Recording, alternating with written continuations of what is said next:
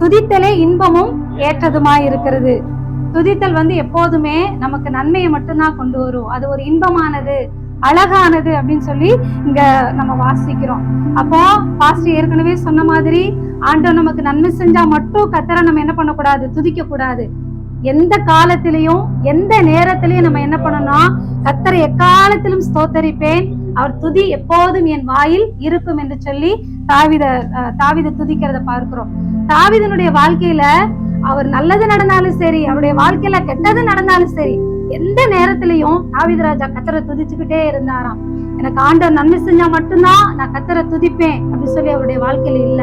எனக்கு ஆண்டவர் என்ன செஞ்சாலும் பரவாயில்ல, நான் கர்த்தரை துதிப்பேன். சத்துருக்கள் எவ்வளவோ தாவீதுக்கு பின்தொடர்ந்தாங்க, ஆனாலும் கூட அவர் சோர்ந்து போகாம கர்த்தரை துதிச்சுட்டே இருந்தாராம். அப்போ ஆண்டவரை துதிக்கும் போது அவருடைய வாழ்க்கையில ஆண்டவர் அநேக அற்புதங்களை செய்தார். இன்னைக்கும் கூட நம்ம வாழ்க்கையில நம்ம என்ன நமக்கு சூழ்நிலைகள் மோசமான சூழ்நிலைகளா இருந்தாலும் சரி, நம்ம கர்த்தரை துதிக்கிறத மட்டும் விடவே கூடாது.